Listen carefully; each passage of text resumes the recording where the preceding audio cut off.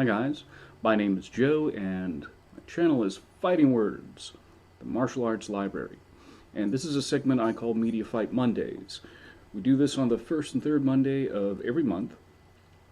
And I take a piece of fighting media from TV, movies, animation, and more, and break down the action, and then I give it a grade based on realism and storytelling value. So for this week, this is actually a viewer request from WL Phantom, and this is the final fight scene between Chuck Norris and Bill Superfoot Wallace from the movie Force of One from 1979. For the background of the people involved in the fight scene, Bill Wallace was a pretty famous karate point fighter and kickboxer during the 60s and 70s, maybe even into the 80s. He had a pretty influential style that relied on his lead leg to throw most of the kicks because he had injured his rear leg and couldn't kick with it. So in response to that, when they would do line drills in the dojo, in other words, punching and kicking up and down the lines, he couldn't kick with his right leg, so he kicked with his left leg, so he kicked twice as much with that leg as anybody else did. So it became quite dexterous. Chuck Norris had a background in Tang Soo Do. At the time of this fight, I think they both had some striking and some grappling backgrounds. Mr. Wallace had studied judo. I think that's actually where he hurt his knee. Similarly, Mr. Norris had also studied judo at this time. Now, the fight choreographer for this is listed as both Chuck Norris and his brother Aaron Norris. And I found that Aaron Norris actually shows up in a lot of Chuck Norris's flicks.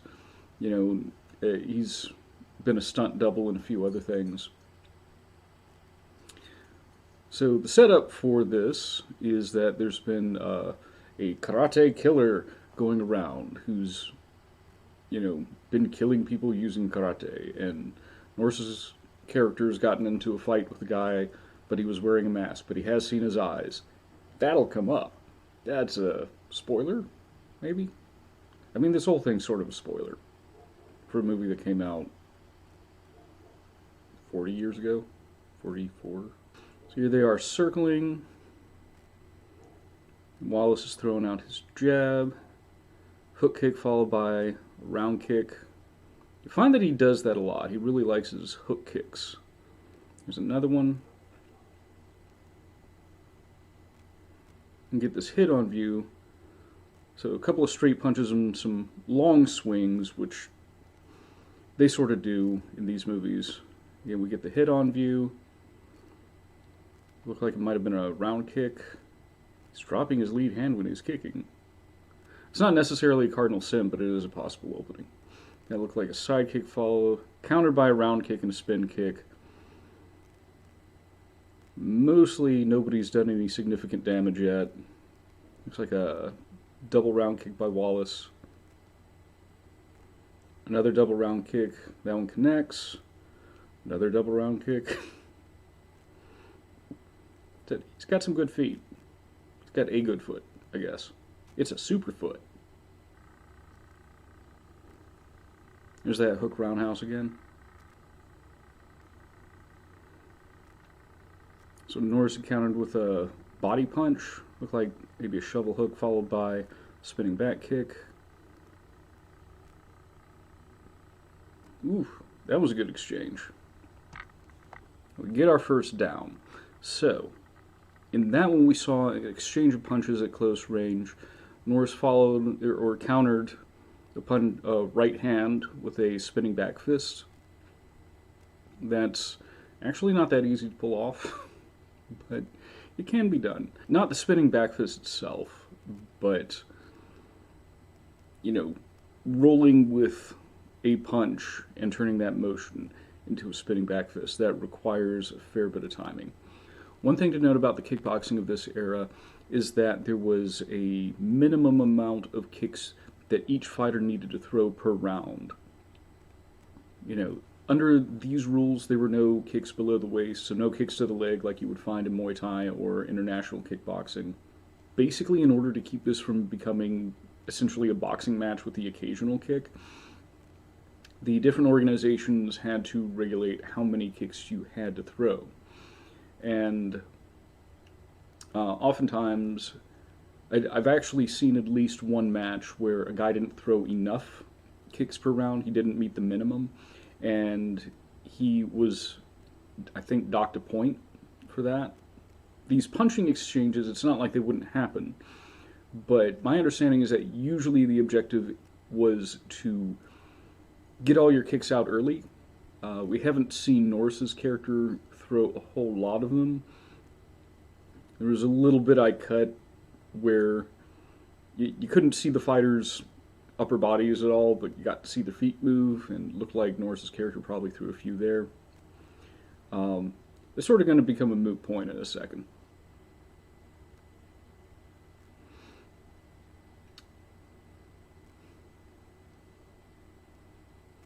So here we're getting some storytelling. Wallace got hurt and isn't happy about that, so you start pushing the ref out of the way. Side kick, big overhand, and that was a knee. That's illegal in a contest like this.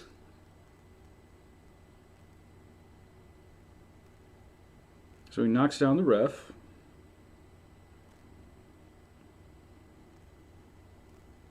And now Norris is having a flashback to the eyes of the killer that he saw.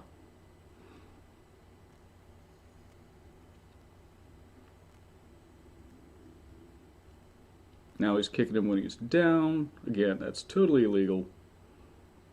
Barely rolls out of the way of the stomp, punches out the ref.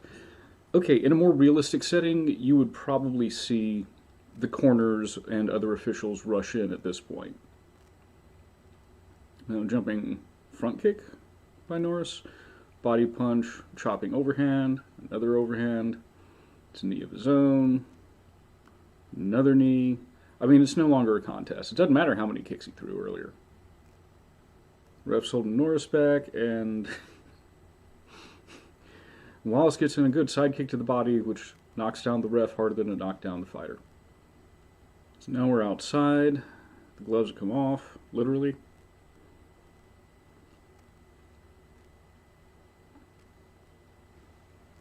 So was their footwear. That's interesting. Somewhere between running after each other really hard, not only did they strip off the gloves, but they stripped off the protective foot pads. Those things can be a hassle to get off. So, you know, props to Wallace for having the presence of mind to strip off his foot pads in his rush to escape, but somehow not have the time to put on any kind of shoes of any sort. Anyway, here we are. The fight, part 2. Side kick to the head. Defended and countered with a straight to the face. Jumping side kick to the torso.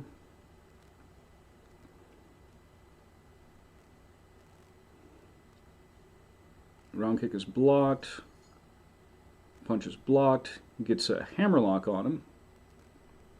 Knee to the body. Hits him with an elbow.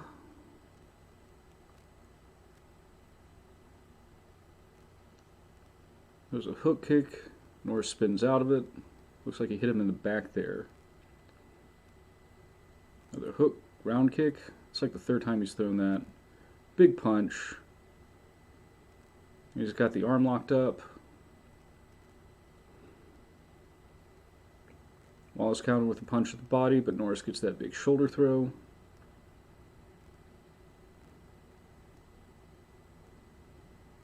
Followed by, was that a kick to the face or a knee to the face?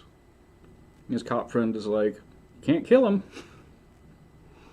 Like, fine, he's defenseless. Okay. Wallace is back on his feet, he's going to hit him. Smacks the box away with a back fist.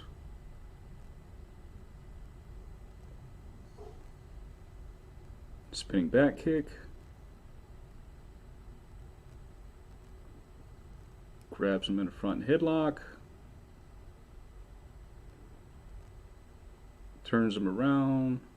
And Snap! For realism, a lot of the action was pretty realistic.